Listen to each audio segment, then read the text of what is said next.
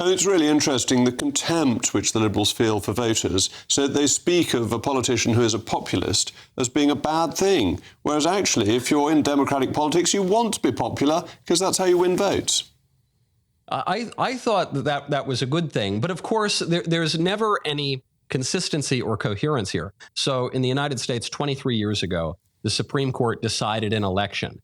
They decided that George Bush had won the 2000 election and Al Gore had lost. And this was a great assault on democracy for the court to usurp that power. Here, the Colorado Supreme Court has decided that Donald Trump can't be on the ballot. The court has usurped that power of the election, and that's a great defense of democracy. So there's not much consistency other than this. The liberal agenda and its attendant globalism, its attendant open borders, its attendant diminution of political sovereignty, especially for ordinary people.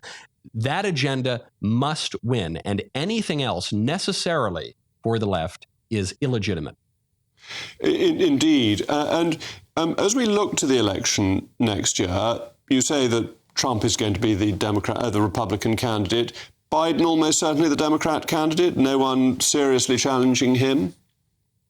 Well, there's a man that I refer to as Mussolini over in California. I fled his totalitarian rule. That would be Governor Gavin Newsom. He clearly wants to be the nominee. He is running a shadow campaign for president. He had an undercard presidential debate on Fox News with Ron DeSantis, who's the undercard Republican candidate for president.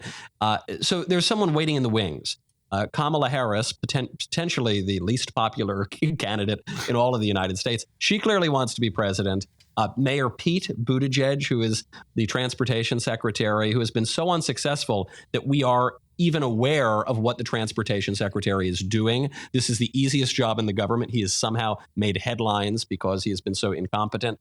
Those are not serious candidates. Gavin Newsom could be, but I suspect Biden is going to hold on to it. He might not know which end is up. He might not know what his name is, but that man has wanted to be president since he was in the womb, and I don't see any reason that he would gleefully or willingly give that up now. So we might have a rematch of 2020. And if we have a political system in which the rules are not radically changed in the weeks before the election, as we saw in 2020, if the polls have any connection to reality, then the Democrats are in rough shape and President Trump might return to the Oval Office.